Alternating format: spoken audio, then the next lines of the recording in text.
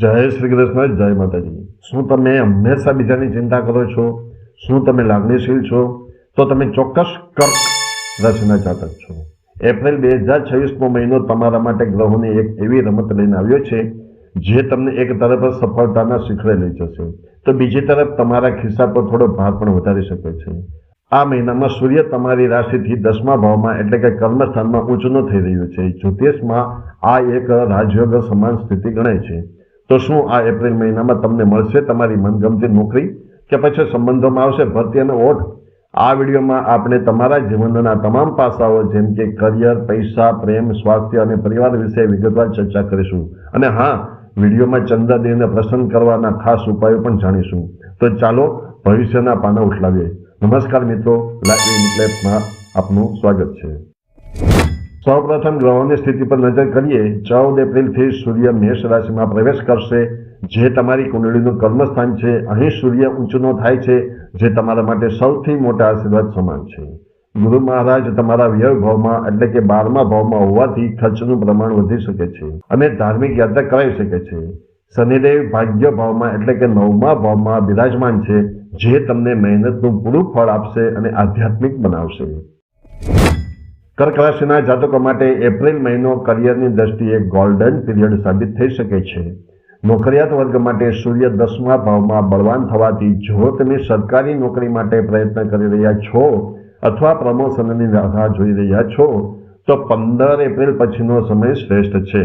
Boss અથવા ઉપરી અધિકારીઓ તમારા કામની નોંધ લેશે। વેપારીઓને નવા સાહસ માટે સમય સારો છે પરંતુ કોઈ મોટું રોકાણ કરતા પહેલા 100 વાર વિચારવું કારણ કે ગુરુ 12મે છે। વિદેશથી લગતા વેપારમાં જેમ કે ઇમ્પોર્ટ એક્સપોર્ટ મોટો ફાયદો થઈ શકે છે। ઓફિસ પોલિટિક્સથી દૂર રહેવું, તમારી પ્રગતિ જોઈને શત્રુઓ ઈર્ષા કરી શકે છે। આર્થિક બાબતોમાં આ મહિને આવક ડબલ અને ખર્ચ ટ્રિપલ જેવો ઘાટ ન થાય એનું ખાસ ધ્યાન રાખવું। તમારી મહેનત પ્રમાણે આવક સારી રહેશે। પગાર વધારાના યોગ પ્રબળ છે। ઘરના રિનોવેશન, હોસ્પિટલના બિલ અથવા બિનજરૂરી શોપિંગ પાછળ ખર્ચ વધી શકે છે। 12મા ભાવનો ગુરુ બચત તોડાવી શકે છે। ક્રેડિટ કાર્ડનો ઉપયોગ ઓછો કરવો અને આ મહિને કોઈને મોટી રકમ ઉધાર આપવાનું ટાળવું। વિદ્યાર્થીઓ માટે આ સમય મિશ્ર ફળદાયી છે। જે વિદ્યાર્થીઓ વિદેશ જઈને ભણવા માંગે છે તેમના વિઝા અથવા એડમિશનની પ્રક્રિયામાં વેગ આવશે। ચંદ્રની અસ્થિરતાને કારણે ભણવામાં મન ઓછું લાગે અને વિચારો વધુ આવે તેવું બની શકે। ભણવા બેસતી વખતે મોઢું પૂર્વ દિશામાં રાખવું અને ટેબલ પર સરસ્વતી માતાનો ફોટો રાખવો। મેડિકલ અને નર્સિંગના વિદ્યાર્થીઓ માટે સમય ખૂબ સારો છે। કર્ક રાશિ એટલે લાગણીનો સાગર। આ મહિને સંબંધોમાં તમારી સંવેદનશીલતા વધશે। પિતા સાથેના સંબંધો સુધરશે કારણ કે સૂર્ય મજબૂત છે। પિતાના માર્ગદર્શનથી કોઈ મોટો લાભ થઈ શકે છે। દાંપત્ય જીવનમાં જીવનસાથી સાથે નાની નાની વાતોમાં મતભેદ થઈ શકે છે। તમારે તમારી વાણીમાં થોડી નરમાશા લાવવી પડશે। રાહુ કેતુની અસરને કારણે ગેરસમજ ન થાય તેનું ખાસ ધ્યાન રાખવું। પ્રેમ સંબંધમાં પ્રેમી પંખેડાઓ માટે સમય સામાન્ય છે। ઉતાવળમાં લગ્નનો નિર્ણય ના લેતા। મહિલાઓ માટે એપ્રિલ મહિનો સ્વાસ્થ્ય સંભાળવાનો છે। માનસિક તણાવ એટલે કે સ્ટ્રેસ અને પેટને લગતી સમસ્યાઓ થઈ શકે છે। પાણીજન્ય રોગોથી સાચવવું। બહારનું ખાવાનું ટાળવું।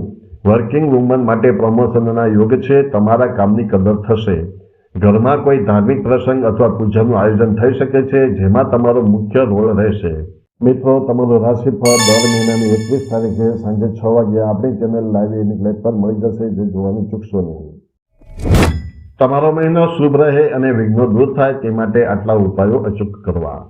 સોમવારે શિવલિંગ પર કાચું દૂધ અને જળ મિશ્ર કરીને અભિષેક કરવો। ઓમ નમઃ શિવાય મંત્રની એક માળા કરવી।